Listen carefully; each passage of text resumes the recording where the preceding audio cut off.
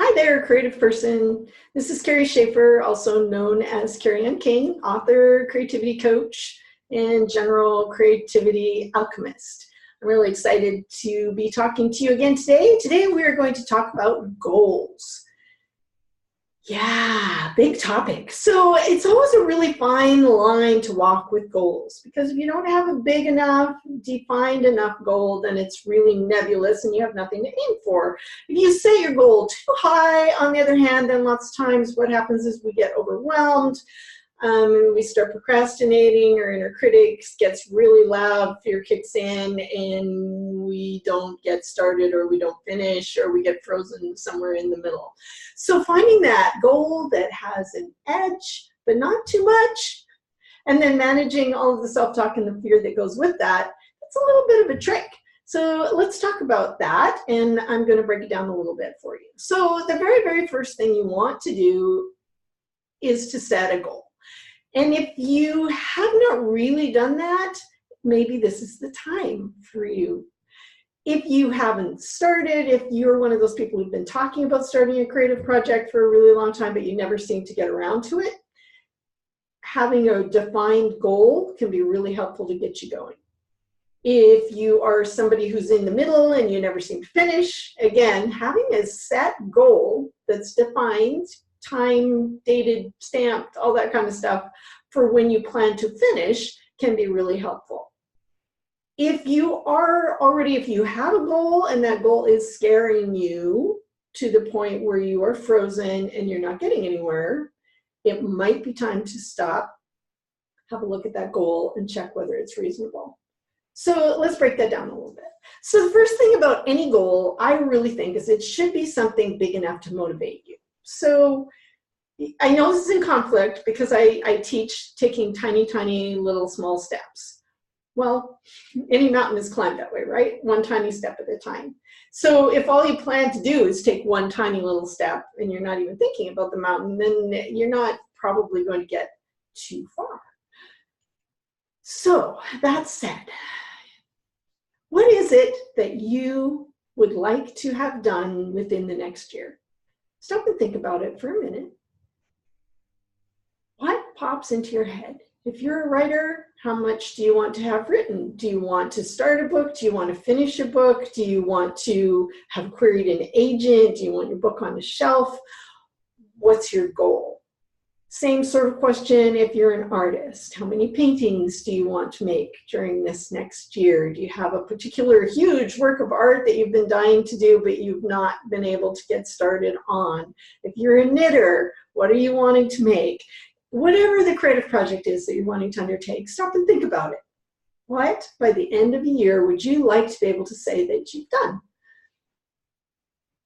And when you've got that, let's break it down just a little bit, because smaller steps are really helpful for getting to that big end goal. So I'm going to stick with writing because that's my thing, and you can modify this to whatever else you might have going on. So say you want to write a novel in a year. The next thing to do is to stop and think, all right, because that's kind of big, right? All right, I want to write a novel in a year. By December 31st of 2019, the draft will be done. How much then do you need to do in a month?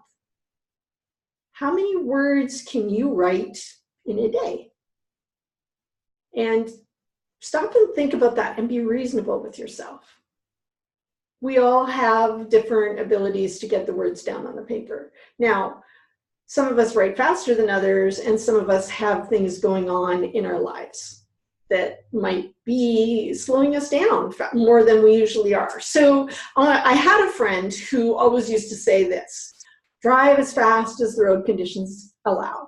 Now, he meant that literally, actually. He was one of those kind of drivers that felt like if you had to use the brake pedal, you were driving wrong. He had a 5-speed and he managed everything by shifting gears, and he did like to go fast.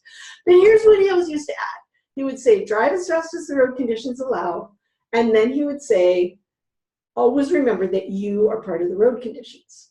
So when you're goal setting, or if you find yourself in the middle of a project and the goal that you had already set is starting to seem unreasonable and too hard to meet, stop and think about your road conditions. Do you have health concerns? Are there small children underfoot? Is there stress going on in your life that you didn't expect, and chaos? These things will slow you down, not just in a matter of time, but by taking a lot of your energy. Grief and loss will slow you down. They take tons of energy to deal with and process. A lot of times people don't realize that. Grief requires energy.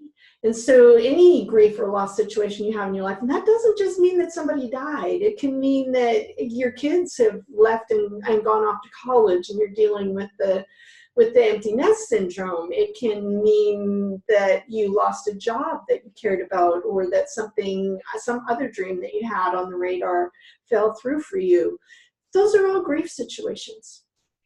Allow yourself a little bit of extra time and be kind to yourself in those situations. Health problems are part of the road conditions. So if you have an ongoing chronic condition, chronic pain, fibromyalgia, any chronic fatigue syndrome, any of those kinds of things, that takes a lot of energy, and you do not have as much time in the day to get things done because you have a limited amount of time that you can spend.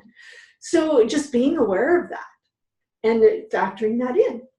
How long is it going to take, knowing that this is reasonably about how much you're going to be able to get done in a day? Now, I can write about 1,000 words in a day on a good day. I mean, not in a day, in an hour. So if I do an hour-long sprint, I can knock out about 1,000 words if I know exactly where the story is going. I'm not trying to make it really pretty. I'm not in a perfectionistic mode. I'm not really tired, right? So expecting myself to do 1,000 words in an hour all the time is not going to be a reasonable goal for me. As a matter of fact, I do not like to do daily goals. I like weekly goals. So if you think about that, if you have a day where you're a little bit off, or something comes up and you can't get to your work, or you're just slow, or for whatever reason it's not a good writing day, or you miss it. It happens. It happens to all of us. Sometimes we miss a day. Those of you who are perfectionistic, don't get hung up on the everyday thing. If you miss a day, just go, oh, well, okay, I missed a day. I'm going to pick it up again tomorrow. And that's why I like an actual weekly goal, because it gives me a lot more wiggle room. But you know what? Sometimes I miss the weekly goal too, and that's also okay. Because it's all about the journey, right? I'm aiming for a goal, but it's about the writing, it's about the process, it's about the journey, and I'm going to get there. But not if I let myself get bogged down in beating myself up because I didn't quite do what I thought I should do. Okay, does that make sense? I hope that makes sense to you. So moving on to the goal that is too small and too nebulous. So if you're just saying something like, well, this is a thing, someday I want to write a book, then there's no skin in that game, right? It could happen anytime, maybe, if you happen to feel like it, but you're always going to prioritize something else ahead of it. So I challenge you today to set yourself a goal. Start thinking about 2019. I know it's early for New Year's resolutions, and actually I don't even like resolutions, but I do like goals and intentions. Start thinking about that. What do you want to have accomplished within just a little over a year from now? What is it that you want to have done? Think about that. Set yourself a reasonable goal, one that scares you just a little bit, but not too much. And then ask yourself, what is my very, very first tiny step towards reaching that goal? And then do that. Thank you for listening. Again, this is Kerry Schafer with Creativity Quest, which is a copyrighted podcast owned by the Authors on the Air Global Radio Network. You can find me at contact@kerryschafer.com if you want to send me an email. That's KERRYSCHAFER.com. Or you can find me on my Facebook page for this podcast, which is Creativity Quest. And I will be back again soon with another episode for you. In the meantime, go take that first step. Be creative.